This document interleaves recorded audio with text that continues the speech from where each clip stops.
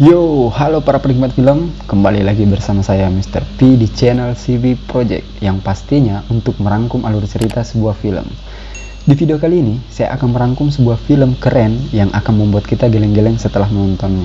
Film yang dirilis pada tahun 2013 ini berjudul Now You See Me, disutradarai oleh Lars Leterrier.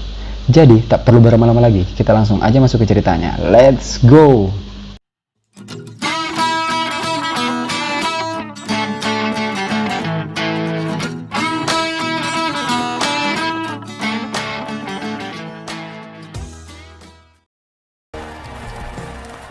Di awal film, kita akan diperlihatkan seorang pria misterius yang mengamati 4 orang pesulap di tempat yang berbeda-beda.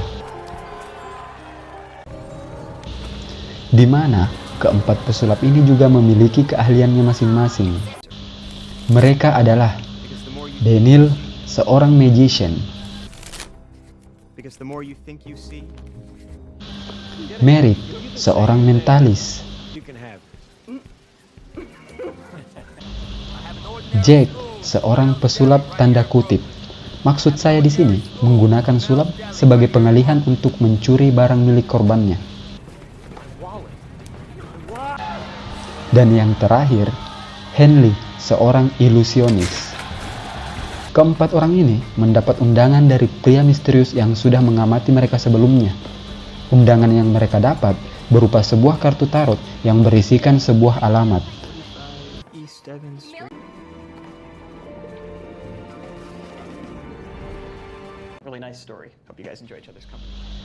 Hingga tibalah mereka di alamat tersebut. Tetapi saat sampai di sana, hanya terlihat sebuah ruangan kosong. Setelah mereka mengupas teka-teki yang ada di ruangan itu, muncul semacam hologram yang berisi rencana untuk sebuah pertunjukan. Dan tentu saja pertunjukan tersebut untuk keempat pesulap ini. Dan disinilah semuanya akan dimulai.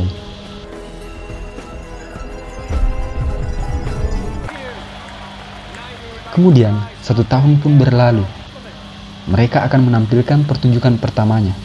Pertunjukan kali ini adalah untuk merampok sebuah bank. Seperti pesulap pada umumnya, mereka memilih penonton secara acak.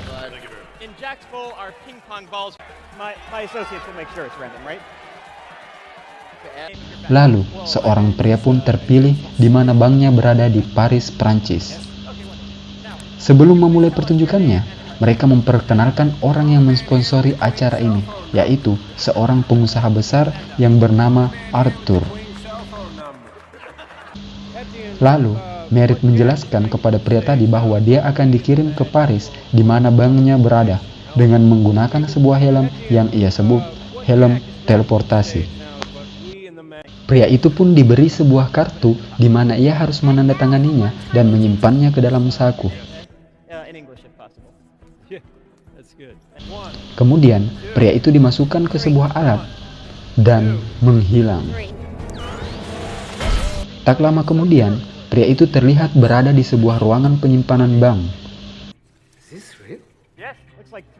Daniel menyuruhnya untuk menyimpan kartu yang ia tanda tangani tadi ke tengah tumpukan uang tersebut.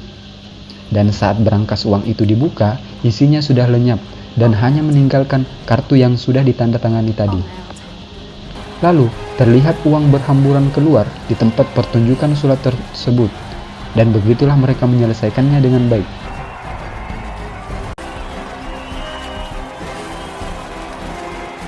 Hal itu pun membuat agen FBI bertindak. Salah satu agen FBI tersebut bernama Rhodes.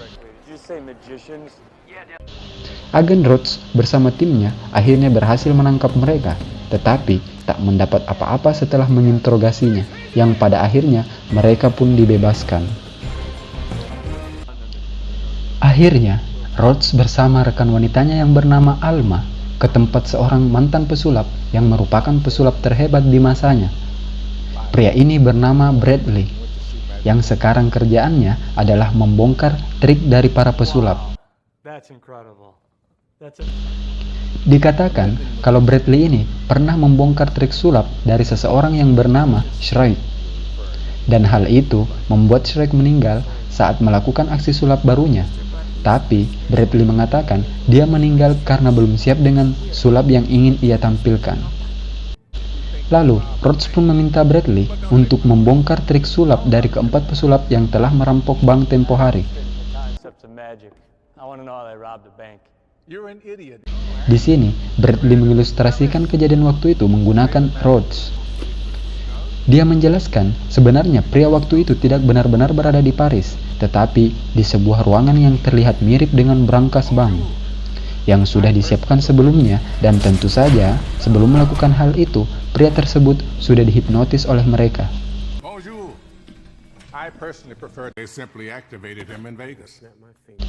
Pria ini pun sebenarnya tidak dipilih secara acak, melainkan seorang target yang sudah direncanakan sebelumnya.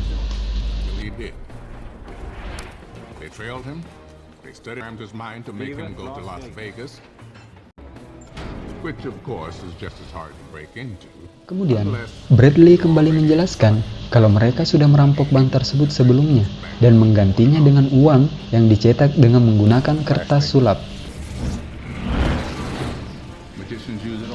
yang dapat membuat uang tersebut hilang tanpa sisa.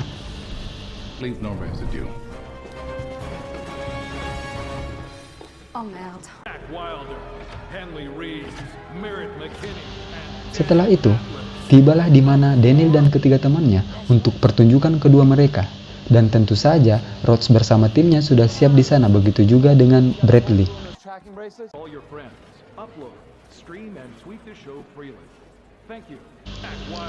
Inti pertunjukan mereka kali ini adalah bukan merampok bank lagi, melainkan merampok sponsornya sendiri, yaitu Arthur. Di sini terlihat jumlah uang yang ada di rekening Arthur berkurang saat disenter oleh Jack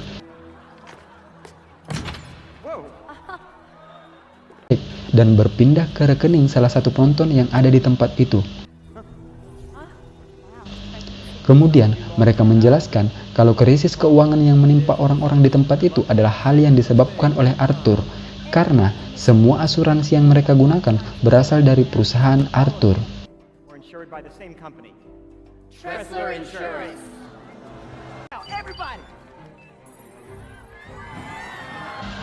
Semua penonton di tempat tersebut mendapatkan kembali uang mereka dari rekening Arthur.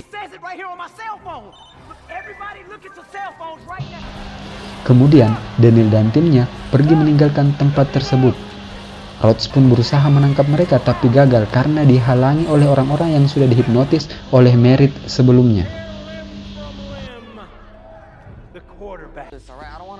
Keesokan harinya, Daniel dan timnya bersiap-siap untuk meninggalkan markas mereka yang sudah diketahui oleh FBI. Tak lama kemudian, FBI pun mengepung markas tersebut.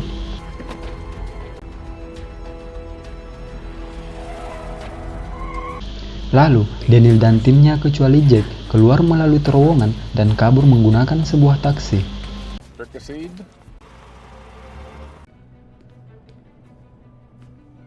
Rhodes bersama salah satu rekannya terlihat memasuki markas mereka, tetapi Jack yang masih berada di sana berhasil kabur menggunakan sebuah mobil setelah berhasil mengelabui mereka.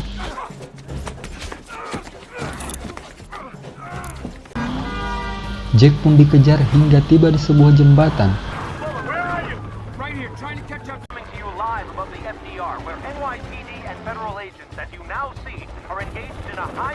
Dan mobil yang mereka kejar pun kecelakaan.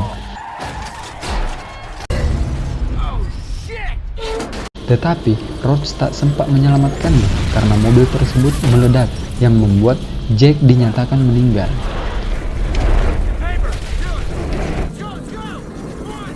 Kemudian, agen FBI berhasil menyimpulkan target mereka selanjutnya berdasarkan bukti yang ia dapatkan di markas mereka dan berusaha mengamankan brankas uang yang menjadi target mereka selanjutnya. Tetapi, saat sampai di tempat brankas itu, brankas tersebut telah lenyap. Dan setelah melacak brankas itu dibawa kemana, ternyata itu hanyalah brankas palsu yang mereka gunakan sebagai pengalihan. Lagi-lagi, Daniel dan timnya berhasil mengelabui para agen FBI.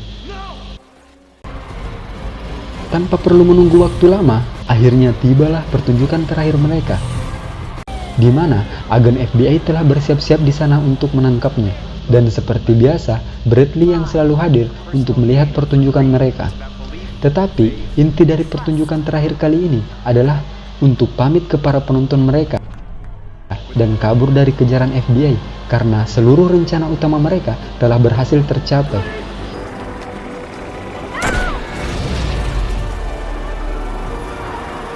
Dan yang menjadi rencana utama mereka sebenarnya adalah Bradley. Mereka berhasil membuat seluruh uang yang berada di berangkas yang mereka curi berada di mobil Bradley, yang membuat Bradley menjadi tersangka.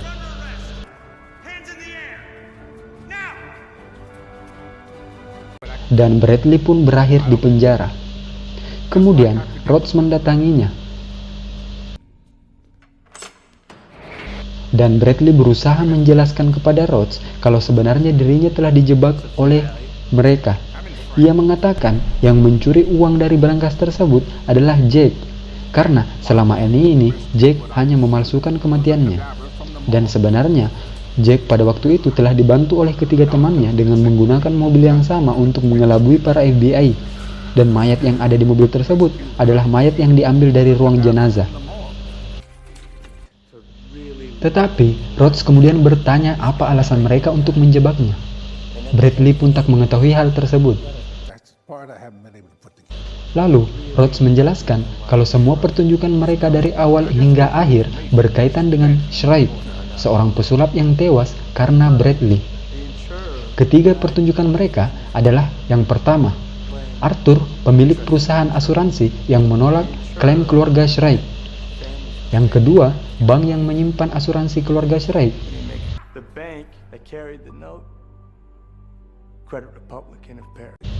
Dan yang ketiga adalah Bradley yang membuat Shrike meninggal. Tetapi setelah Bradley menyadari, ternyata pria misterius yang ada di belakang mereka selama ini adalah Rhodes sendiri, yang merupakan anak dari Shrike, yang membalaskan dendam kematian ayahnya kepada Bradley, dan telah menyusun seluruh rencana ini 1 tahun sebelumnya. Rhodes pun muncul di hadapan mereka sebagai pria misterius yang mereka tak ketahui, dan yang telah mengundang mereka masuk ke rencananya. Dan film pun tamat. Yo, para penikmat film, begitulah film ini berakhir. Menurut saya, film ini sangat keren hingga akhir dan gak ada kekurangan menurut saya pribadi. Pesan yang dapat diambil dari film ini adalah untuk membuat sesuatu berhasil dan sukses diperlukan sebuah progres yang luar biasa. Saya Mr. P undur diri, semoga kalian semua panjang umur dan sehat selalu. Sampai jumpa di video berikutnya.